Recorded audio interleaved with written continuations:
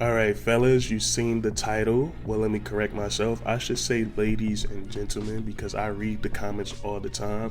And sometimes you can tell the gender of a person when, with the name, with their username on YouTube. Sometimes they might put their first name. And a lot of the time, I see a lot of women names in the comment section. So I think that's pretty cool that it's women that enjoy the game of basketball that tune into my videos.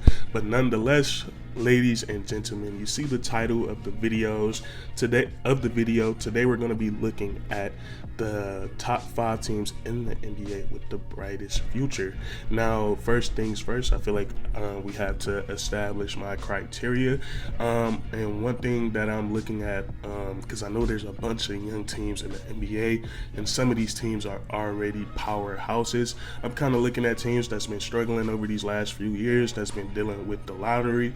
For example, a team like the Memphis Grizzlies with their core, Jaren Jackson Jr., John Morant, Desmond Bane, those guys are super young. They're all under the age of 25, but they're definitely going to be making the playoffs for at least the next 3 or 4 years, so I'm not going to have them on my list. Or a team like the New Orleans Pelicans, and I know they didn't make the postseason last season, but that was obviously due to them dealing with a bunch of injuries. Now, the teams I'm going to be looking at are teams like the Charlotte Hornets, who ironically did not make our top 5 list today. So first thing first, I feel like you got to have an honorable mention when you're making a list like this, and this was really tough for me. I went back and forth between the team I'm about to tell you and the team I have at number 5, but but our honorable mention today will be the Utah Jazz. Some people may have the Utah Jazz in their top 3 when it comes to brightest futures in the NBA, and I would not be mad at them at all because the potential is definitely there. And I think what the Utah Jazz has been able to do was really impressive. When you have players like Donovan Mitchell and Rudy Gobert, the kind of impact that they can have on the basketball court, and you trade them away, I think it was very impressive how competitive the Utah Jazz were last season. And if you do any sports betting, the Utah Jazz was probably underdogs in just about every game that they played, and they will make you nervous because they make every game very competitive, and they upset a lot of teams last season. But nonetheless, the young talent on this team is insane.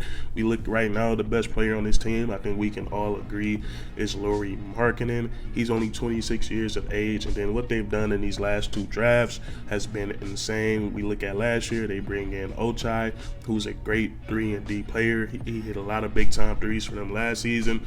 Walker Kessler, they put his numbers side to side with Rudy Gobert, and he's damn near giving the same level of production as him already, and he was just a rookie. And he's probably a little bit more talented on the offensive side of the ball, but the rebounding and the block numbers were just about the same. So that's a great sign for Utah Jazz fans. And then this year they bring in Taylor Hendricks, and they also bring in Keontae George. And if you guys looked at the summer league, Keontae George is going to be a very exciting perimeter player in this league. But for my personal list right now, I have the Utah Jazz as the honorable mentions on our top 5 list. Right, now this is where our real list begins, and I just want to let you guys know, if you don't agree, don't be too rough on me in the comment section, because these lists are very hard to make nowadays because the NBA, like, every team is so talented. Every team has like really good players, really skilled players on their team. Now, coming in at number 5, and what made me choose this team over the Utah Jazz is who they brought in this year's draft. And at my number 5, and I know this is a lot of people is probably going to disagree with me. I know the national media is definitely going to disagree with me, but at my number 5, I have the San Antonio Spurs, and the player that they brought in, that they drafted this year, that made me choose them over the Utah Jazz is Victor Wembanyama. And Victor Wembanyama, there's not much I can say about him that you guys don't already know. We've all seen his insane clips of what he was doing when he was playing overseas in France, and the most recent thing I've seen of him that was pretty crazy, but I don't know how I feel about it, was when he was was a video of him stretching, and they were showing how flexible he was, and I thought that was very impressive. But for some reason I felt like I shouldn't have been seen I felt like I shouldn't have had seen that. It felt very personal. But other than that, Victor Wembanyama is a great basketball prospect, and I think the potential for him is insane. And I think his bare minimum, we look at his floor, and this is a really crazy floor to have, but at the minimum, he's going to be a defensive player of the year in the NBA. If he isn't anything else, if he isn't what everyone thinks he's going to be on the offensive side of the ball, I know he's going to be a great defender. He's 7'4", crazy wingspan. He can guard on the perimeter because he doesn't really have to get too close, because with that wingspan, he can contest a jump shot from anywhere.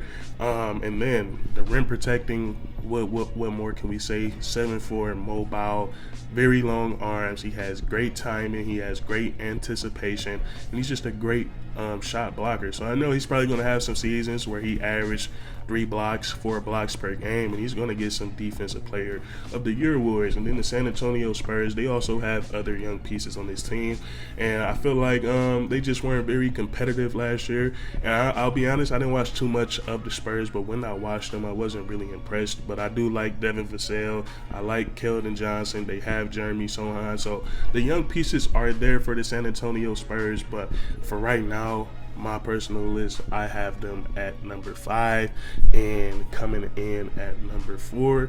This list just gets harder and harder as it goes on, but coming in at number 4, I have the Orlando Magic. Now, the Orlando Magic, they've done a fantastic job in the NBA draft in 3 consecutive years, starting off with Franz Wagner, and then they bring in Paolo Banchero, and this year they bring in Anthony Black.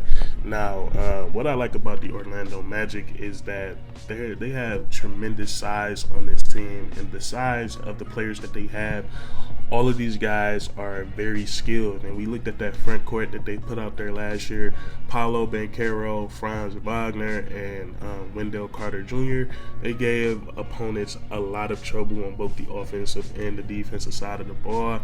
And the reason I have the Orlando Magic above the San Antonio Spurs, I tuned into them a lot last season, and I saw them win. I saw them win competitive games against really good teams like the Orlando Magic. They went in and they beat the Boston Celtics, and this wasn't at the end of the season. The Celtics wasn't resting players, but they went into TD Garden and they beat the Boston Celtics in the middle of the regular season. So I thought that was very, very impressive. They have Paolo Banchero, that new offensive engine that they needed. It's a shame that he did not get much national attention last year, not a single national televised game. They have one going into next season, so I guess that's a start. But I love Paolo Banchero. I love Franz Wagner. I think he could be a top 20 player in the NBA one day. And then bringing in Anthony Black, watching him in the summer league, he is very talented. I'm really looking forward to a 2-man game between him and Paolo Banchero. But he's just I like the pace that he has to his game. He looks like he can't be rushed. He gets to whatever spot he wants to, and then he just has a very skilled touch when it comes to scoring the basketball. So for right now, I have the Orlando Magic at number 4 on our list. And now we in the top 3. Top 3 got really tough for me. I had to think about it long and hard. No pause there because I really was thinking about it long and hard. But number 3, I have the Houston Rockets. And at number 3 and number 2 for me, you can go either way. And what I did that made me pick the Rockets at number 3, I just had to go ahead and compare the 2 best players on the team and who I thought would be better in the long run. But coming in at number 3, I have the Houston Rockets. I'm a huge fan of this team. Watched them a lot last season, and 2K just came up and using them a lot on 2K, and they're a pretty fun team to use. But nonetheless, we look at the talent on this team. They have talent everywhere. They have guys all over this roster that can be stars. Some of these guys can be superstars. We start at the head. We look at the best player on this team. In my opinion, it is Jalen Green. Jalen Green has so much potential, and he gets so much backlash because of his shooting numbers. But I don't know if you guys ever played basketball before, when you're out there and you're not playing on a very good team and you're somewhat the only good or decent player on there, you're gonna get everybody. You're gonna get everybody else's attention, so you're not gonna get many good looks. So I actually think it's very impressive that he was able to go out and average 21 points per game last season. But I'm big on Jalen Green on the offensive side of the ball. I think he's slept on as a perimeter defender as well, but he just has some crazy scoring upside. He's very athletic. He has a supreme first step, and then he can also shoot the basketball. All of those things make a combination of being very, very hard to guard. And we look at the other pieces on this team. This is why I love the Houston Rockets so much. They really loaded up at the wing position over these last few drafts. We look at who they brought in last year: Jabari Smith, 6'10". I forget what his wingspan is. I can't. It's like 7. It's something ridiculous. He has a very long wingspan, and we don't really see too many guys that can shoot the ball like that. He can shoot the 3 ball off the catch. He can get it off the dribble, and then he has tremendous upside as an offensive player if he can master that mid-range pull-up, taking one step off his triple threat, getting to the mid-range and pulling up. And then he's a tenacious defender. He has 1 through 5 capabilities on the defensive side of the ball. There was a few times he played the 5 spot for the Houston Rockets last year, and he did a better job than I thought he would rebounding the basketball as a rookie. So that's a great thing to look at. But he can play perimeter defense, he can play interior defense, he can play the passing lanes, he can protect the rim. Another wing that they added last year, Tari Eason, my personal favorite player on the Houston Rockets. He is a tenacious defender. He's supremely athletic. He had the biggest hands in his draft class, and he really gives me some Kawhi Leonard vibes. He's like 6'7", 6'8", but he has his wingspan is somewhere in the 7 feet range. I can't remember his either, but he's a freak of nature on the defensive side of the ball, and I just like how smart he is for his age. He always makes the right pass. He doesn't hang on to the basketball for too long, and he has very, very smart shot selection. And we look at who they added this year. We look at Amin Thompson, who in his short summer league debut, he looked really good on the defensive side of the ball, but he's a guy that's going to add some more playmaking to this team, which they severely needed. He sees the floor and processes the game really well, and then he's also a super athlete. He can jump really high, he's really fast. He's pretty strong for his size, and he hasn't even gotten the NBA weight room until a few months ago.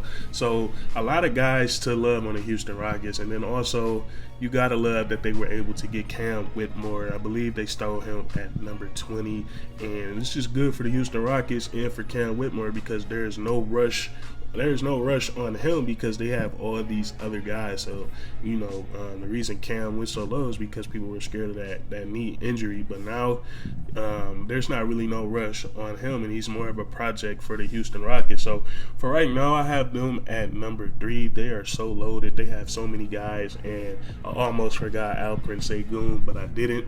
He's also a stud. He gets compared a lot to Sabonis and Nikola Jokic. He did a great job as a playmaker for the Houston Rockets last season. Also did a great job rebounding, and his scoring is also getting better. So the Houston Rockets, I think in about maybe 2 years, they're going to be a very, very scary team. All right, we're down to our last 2 teams, and I must be honest with you guys. The team that I am about to name is my personal favorite team, and I will let you know that there was no bias in this list. I really feel like they deserve to be the number 2 team. If I was being biased, I could have easily just put them at number 1. But nonetheless, I know I talked about in the last segment how number 2 and number 3 could be interchangeable for a lot of people, and it's also interchangeable for me as well. I could have picked the Rockets at number 2, but what made me lean towards the Pistons at number 2, I told you guys that I feel like the best player on the Pistons is going to be better than the best player on the Houston Rockets. And those two guys are Cade Cunningham and Jalen Green. I think for the next few years to come, Cade Cunningham is going to be a better basketball player than Jalen Green. And other than that, the Detroit Pistons over the last few NBA drafts, they've done a great job. And I think they're going to have a much easier task than other teams of these young guys figuring out their roles. I think things are going to fit together pretty well for the Detroit Pistons over the next couple of years. I feel like they don't have a bunch of guys with like crazy superstar potential and you have to figure out who's going to be the guy, but they have a lot of young solid players with potential that are going to fill the roles that need to be filled to be a good basketball team. And another thing that stood out to me over the offseason is that Cade Cunningham and Jalen Duren, they played for the Team USA select team, and that team just basically helps the FIBA team gets ready for the FIBA World Tournament. And you go back and you look at those scrimmages, and they're not just playing just to play. Like, they're really trying to beat each other.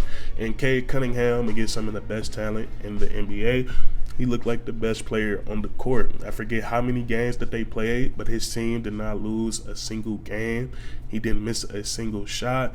And you watch the footage, it looked really easy for him. He was able to get to whatever spot he wanted to. And once he started to score the basketball, we all know Cade Cunningham, he has a processor in his brain. He processes the game really fast, and he was able to make some really good reads.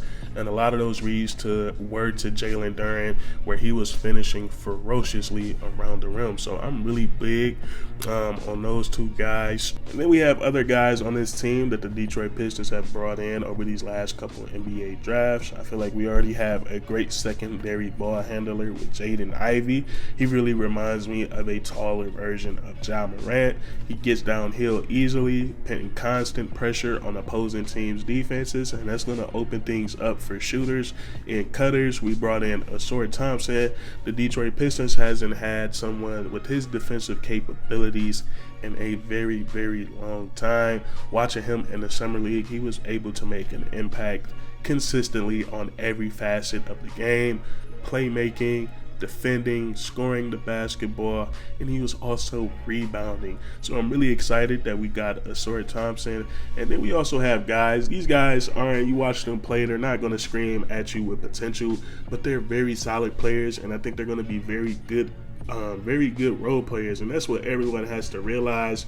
Not everyone is going to be a star in the league, but we look at a guy like Isaiah Stewart who has developed a three-point shot. He can rebound the basketball, and he's going to do whatever you ask him to do. He's a rough rider, and he's an enforcer. And we also have guys like James Wiseman. You have Marcus Sasser, just a bunch of young talented players on this Detroit Pistons team. But I think what's going to elevate them is Cade Cunningham. I think he's a one-of-a-kind type of basketball player, and I'm sure he's going to put you guys on notice next season. And now we get to our number one spot, and I'm almost positive this is the longest video I've ever made, and I'm kind of scared to edit it, and I'm kind of out of breath. But coming in at number one, we have the Oklahoma City Thunder. My reason for having these guys at number one is very simple. We talked about this a little earlier in the video. I think when you're making lists like this, and when you're comparing a group of teams or you're comparing two teams, I think the first thing you should look at is the best player on those two teams or on that group of teams. And I think on this list, Shai Gilgeous-Alexander, he's by far the best player, and he's also still young. I believe he's like 23, 24 years of age. He might be 25, but I know he's 25 years or younger. But nonetheless, the skill set that he possesses right now is insane. He's a very pace scorer. He can go fast, he can go slow, he can beat you in so many different ways. His mid-range game is elite, and then he's probably the best finisher or one of the best finishers around the rim in the NBA. And then he just had a big-time season. He was top 5 in scoring. He hit a lot of game winners, and he also almost got the Oklahoma City Thunder into the playoffs. And then he also upset LeBron James on probably the biggest or one of the biggest nights in NBA history. We got to witness someone break Kareem Abdul-Jabbar's record that seemed unbreakable, but Shai Gilgeous-Alexander, he played the villain role that night, and he upset the Los Angeles Lakers. But that's just the surface of this Oklahoma City Thunder team. We look at all the young talent that they have. You look at Chet Holmgren, who missed his rookie year. He's going to be back this season. He also has a ton of potential with his size, ability to shoot the basketball, and then also play defense. We look at Josh Giddey, who looked good in the FIBA World Cup tournament this year as well. Forgot to mention that about Shai Gilgeous-Alexander. He put on the show in that tournament. You look at Jalen Williams, J-Dub, he had a fantastic rookie year.